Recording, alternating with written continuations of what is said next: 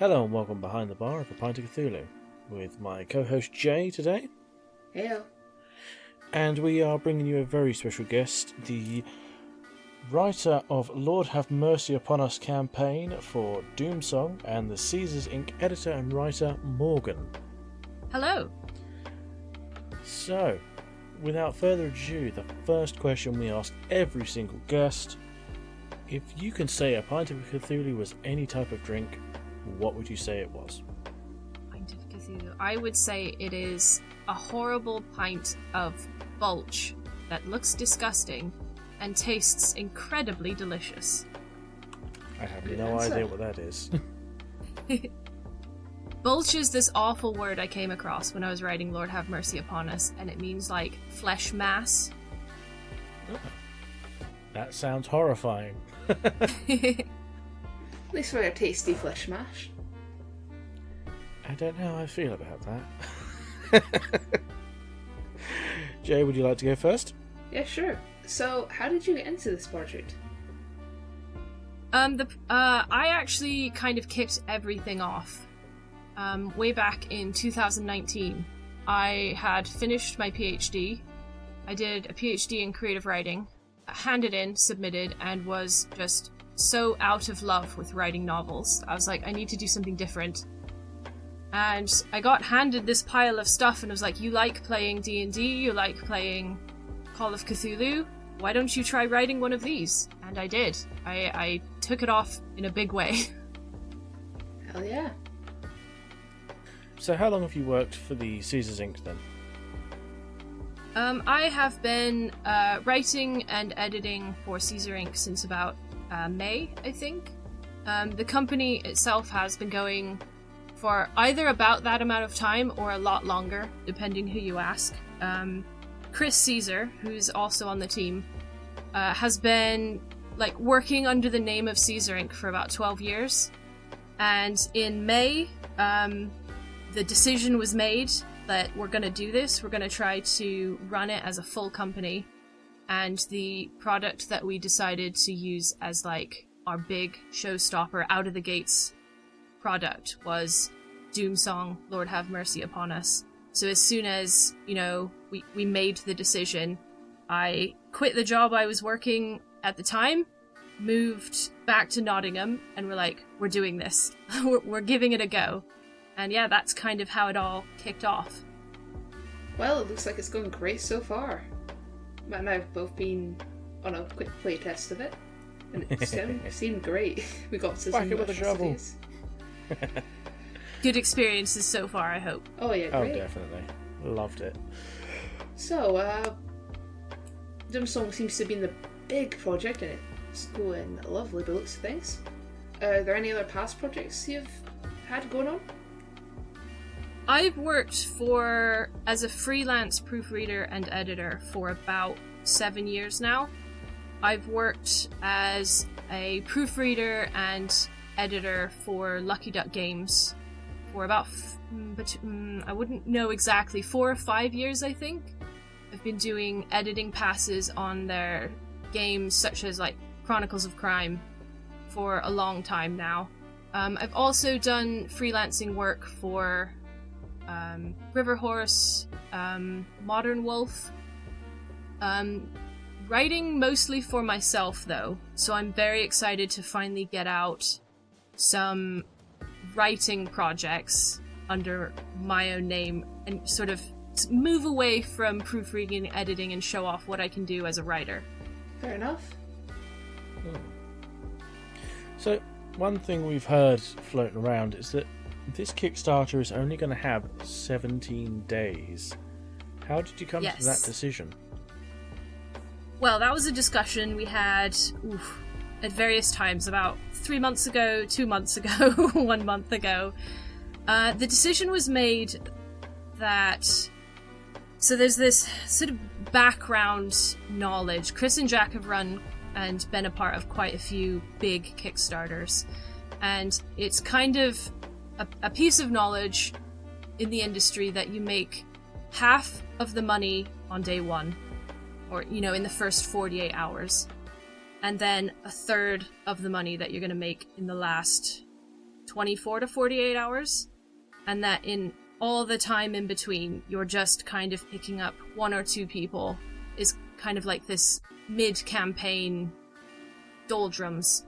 So we decided that because we were doing such a big push for 3 months beforehand, we've just been talking about this on social media for 3 months now, we decided that we're going to just put everything up front. We're going to shout about it on social media for 3 months and shorten the actual Kickstarter campaign stage, because we're going to hit November and we're just going to be kind of tired, and we're going to be wanting to getting back to writing, editing, and, you know, putting the finishing touches on the product. Fair enough. Having played the game, I'm confident it's going to blast through getting the goal filled. So with that in mind, what stretch goals are you excited to get done? We actually have no stretch goals. It's another, I think, kind of an unusual thing to see is cropping up here and there in Kickstarters now, but you do see people posting, we're not doing stretch goals. We wanted to put everything in, basically, and we worked out a funding goal. I think the funding goal is going to be £10,000. And we worked out, this is what we need to give people everything.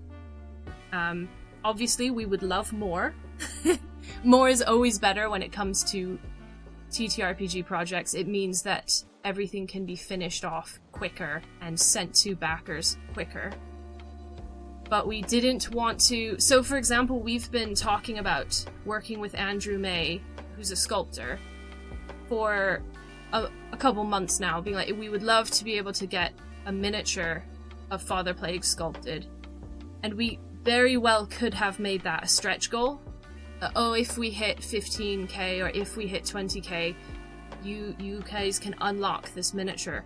But the miniature's so awesome, we don't want to lock that behind this barrier of like, if it's not reached, we're not going to do it. Like, we want to do the miniature. So we worked out the number we would need to be able to give people everything.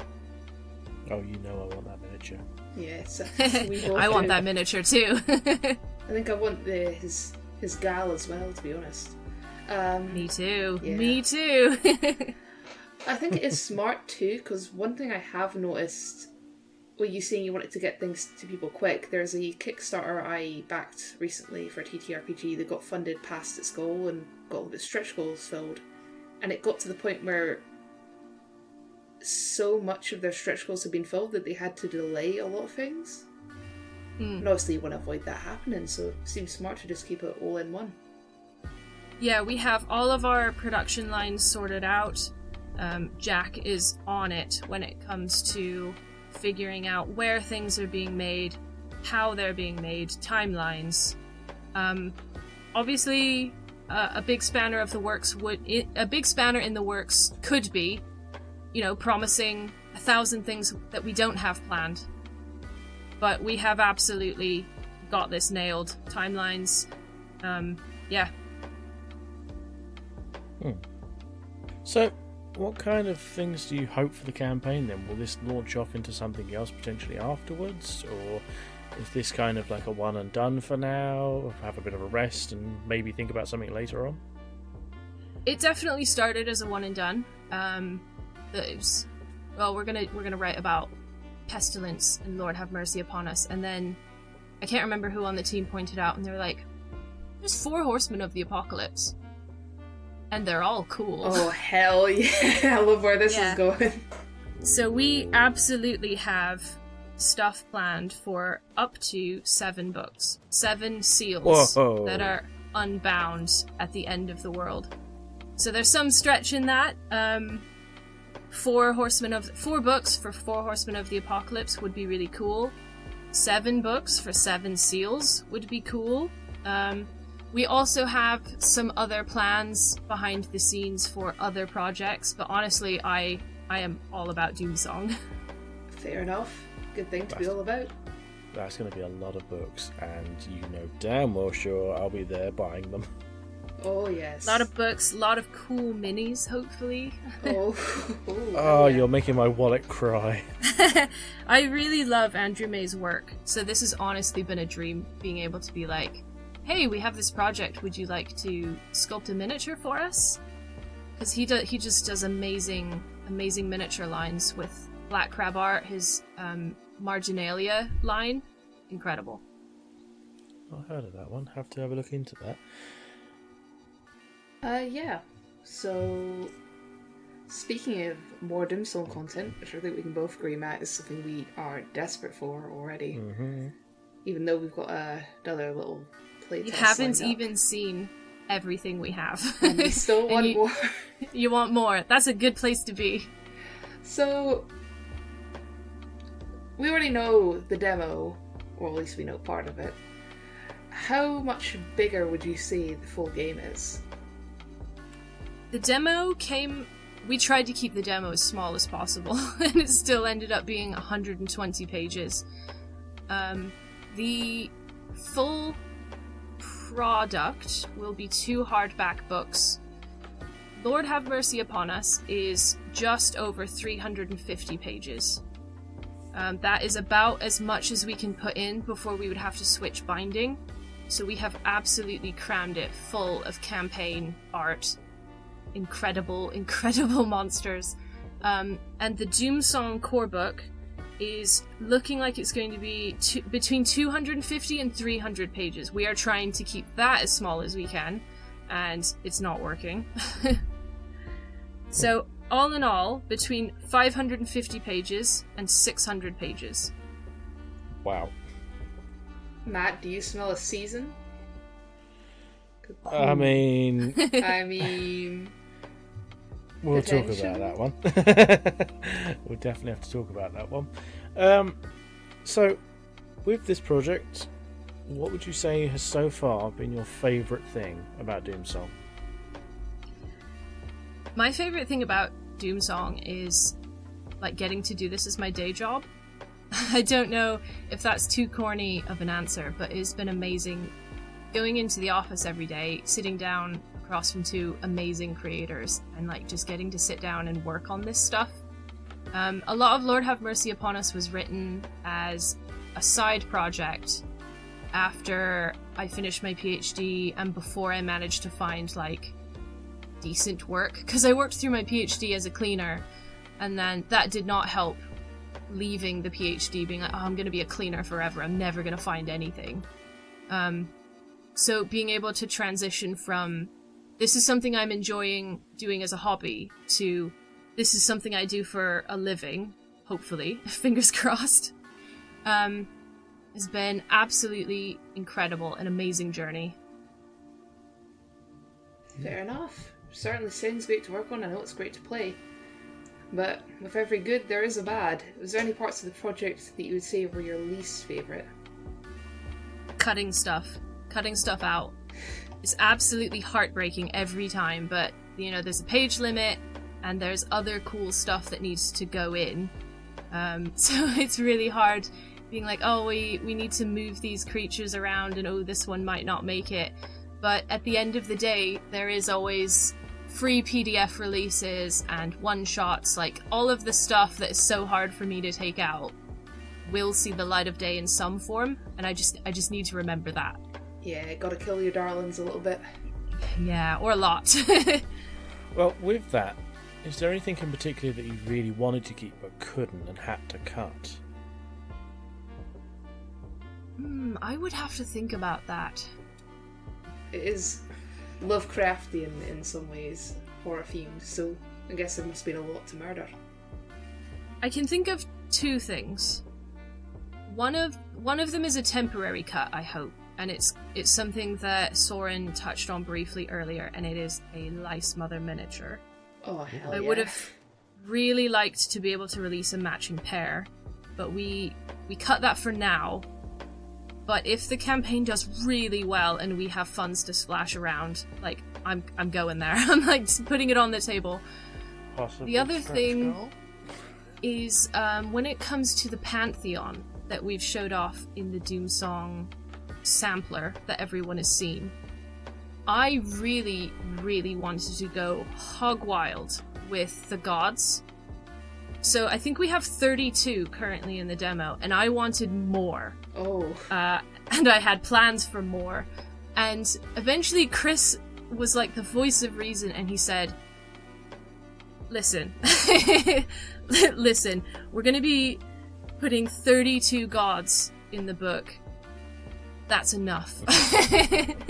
And it was hard, because one of my biggest inspirations throughout university and like reading and writing has been the Greek pantheon. Oh, yes. And the Greek pantheon has so many gods, minor deities, demigods. I just love the intricate tapestry that weaves. Yeah. And I think we've managed that with 32. Everyone thinks it's just the main 12. It's not. There's so many. There are a lot. There's a god for that god's left shoe. There really is. Indeed. Yeah, I'm just thinking about it now. You get into it and there's like Iris, the messenger of the gods. There's like, yeah, so many nymphs that get turned into trees. Usually because Apollo's after them. Yep, Apollo or Zeus. Me. Those two rascals. Yeah, those rapscallions at it again. So, obviously Doomsong's kind of horror-y, kind of eldritch in nature. And you said you'd taken inspiration from the Greeks. Are there any particular genres or themes that you just love writing for? Horror is a big one. So the whole project kind of kicked off on the basis of 2 pieces of writing advice that I picked up throughout university. One of them is happiness writes white. Like, if you sit down and you try to write a story about happy people who have a happy life and happy things happen to them, there's no story. You have to find the tragedy or the upset or the conflict. And the other piece of advice that I've kind of taken with me is, see if I can remember it now, put on the spot, write what scares you. So, obviously, horror, science fiction, Lord Have Mercy Upon Us was kind of born out of this advice. I sat down and I was just scribbling, like, what scares me? And the one that kind of emerged was sickness and becoming ill to a point where I couldn't take care of myself. And that's kind of what happened with Lord Have Mercy Upon Us, just really ran with the theme. And unfortunately, then we got hit with a global pandemic. Ooh. And I feel like everyone now understands that theme. Just a bit. It's something that's going to hit home with a lot of people in the same way that I think it hit home with me a long time ago. I think it might be cathartic as well, because a lot of people have been affected by that, and now they get to try and beat the plague boy up. Yeah, get that Father Pestilence. That's a good way of looking at it. So without spoiling too much, are there any particular characters or NPCs in Doomsong that you've grown to love or really enjoy? You sure you don't want spoilers? I mean, we desperately want spoilers, but... Well, yeah, go on, just a touch, maybe. Yeah, tiny spoilers. Just a touch. So there is a character called Sinflut, who is a traveling minstrel. They carry 3 instruments with them, and you can encounter them kind of randomly throughout the Lord Have Mercy Upon Us campaign in various situations, like maybe they're in danger and they need your help, maybe they're camped and they can offer you food. It's based on the Moomin character of Snufkin. Oh my god, really? Yeah, it's in no way sort of resembles that anymore, but I just love Snufkin so much that I put them in. That thing. Yeah. Wait, have I got the right name? I need to do it. The dude with the hat and the feather. Yes, Moomin's I have best got the friend. right name. I always mix him up with the one who looks like a miniature kangaroo. Oh, I can't remember the name of them either, but I know who you mean.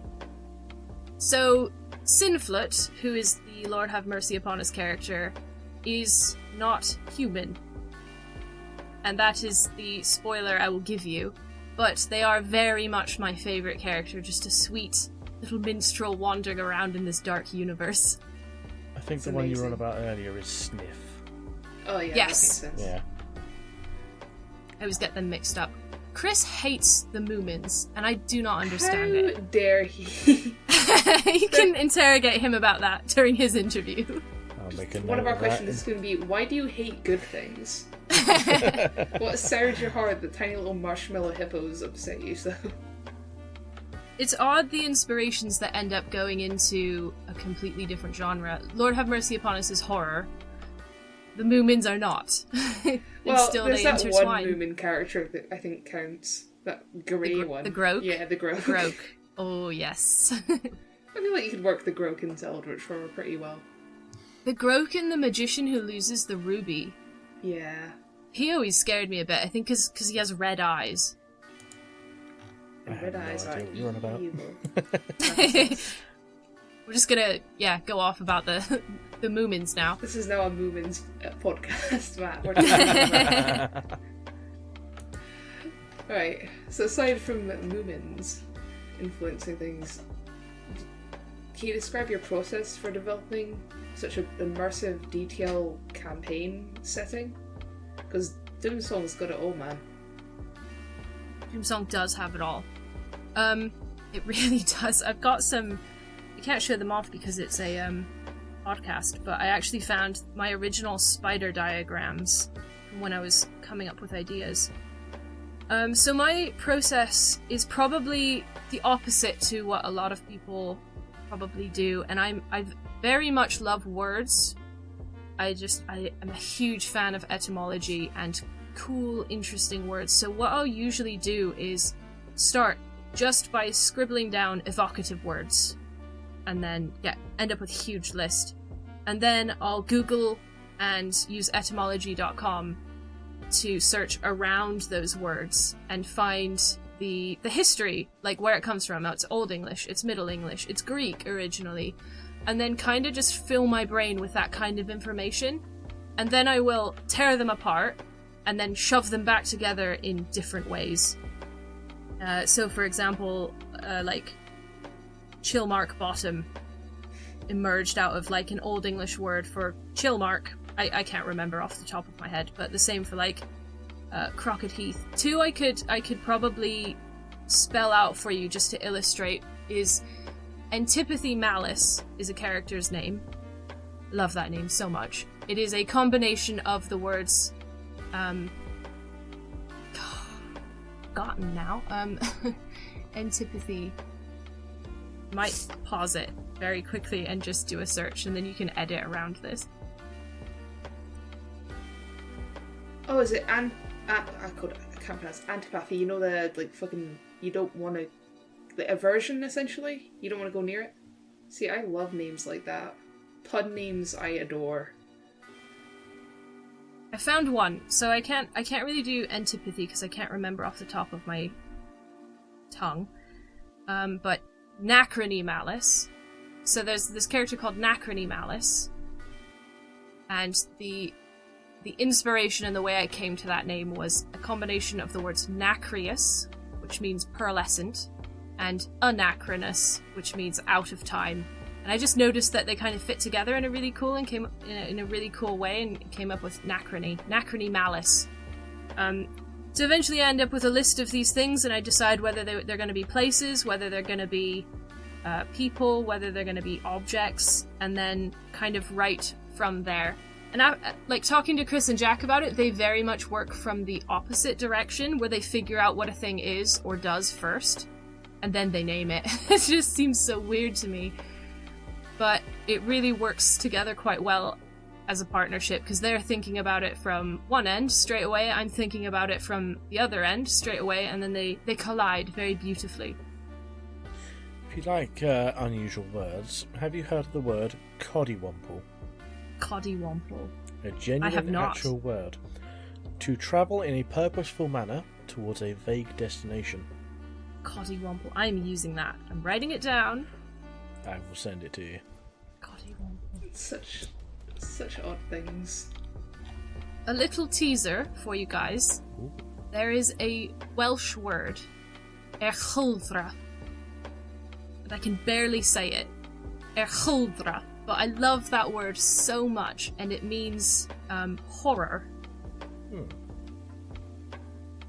You might be seeing that word very soon. Oh god, if we ever run Doomsong on our own, we're gonna run into that and pronouncing it is gonna fuck us up.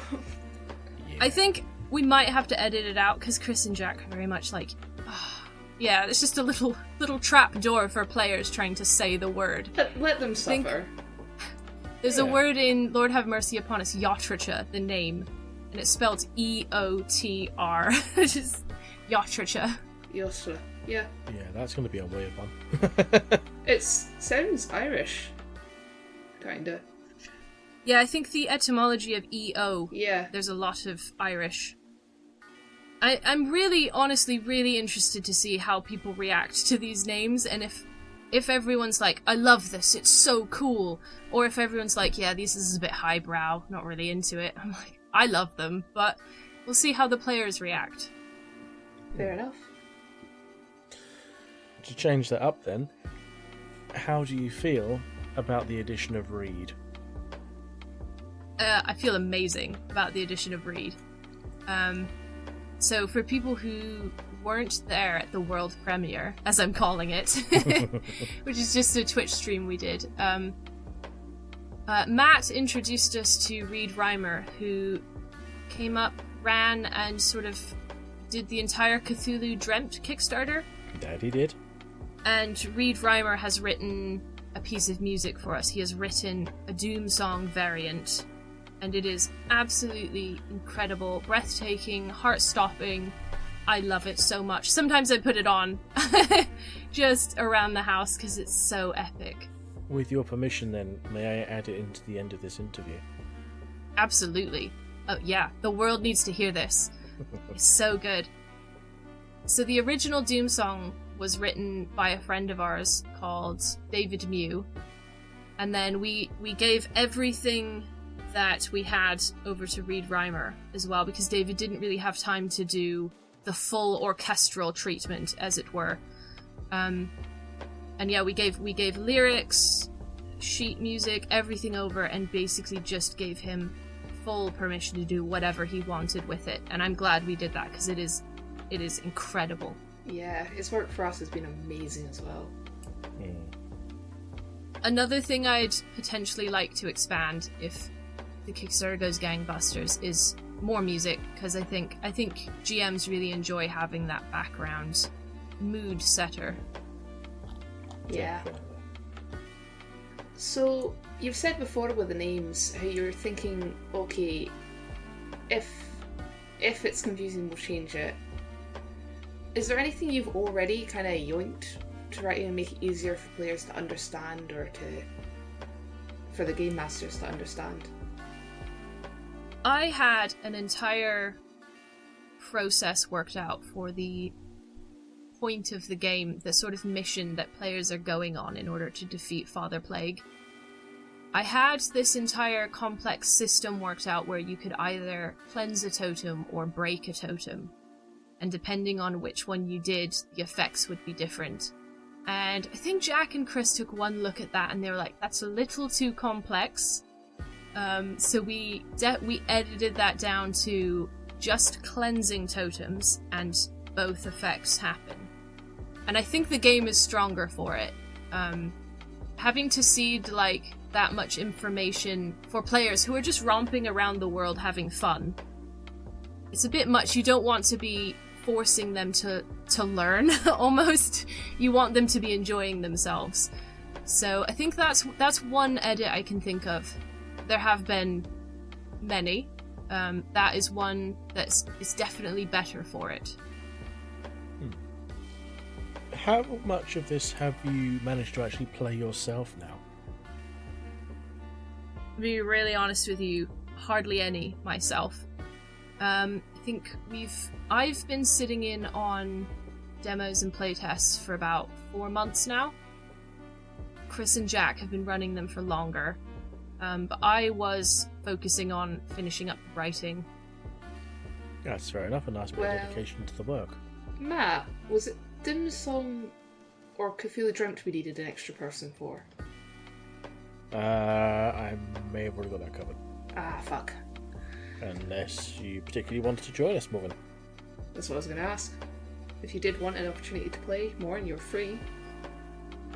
I will get back to you after the Kickstarter. Fair enough. Because I really love role-playing and playing games and everything, but at the minute the schedule is so weird that I've had to back out of a game just because the schedule is so weird that actually just hiding in my room reading books is like the mental recovery I need right now. Fair enough. That's fair. But I would love to join in with you guys at some point, even if, it's just like private games. It'd be fun. Yeah. Well, without further ado, thank you very much for your time. We very much appreciate you giving us the time that you have and, talking to us at all and helping us organise a playtest for tomorrow. Yeah, we will close this off and thank you very much. Is there anything before we do go that you would like to say? Where can people find you? I just want to say again. So threatening much, Matt? Where can people find you? I'm not telling. You can find us on Twitter and Blue Sky as Caesar.inc. We are trying to focus on the Kickstarter campaign page, so honestly the best place you could find us is on the various links we've posted, places we've revealed the entire Kickstarter project so people can go in, they can see the pledge levels, they can see the add-ons, and they can see what's happening on the 17th of October. Fair play. Well, this has been a Pint of Cthulhu interviewing Morgan from Doomsong, and we will be playing the Reed Reimer Doomsong music in just a second. Thank you very much, and goodbye. At the start of all things,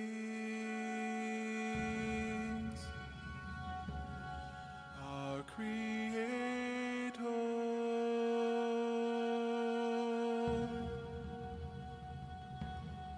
they were murdered,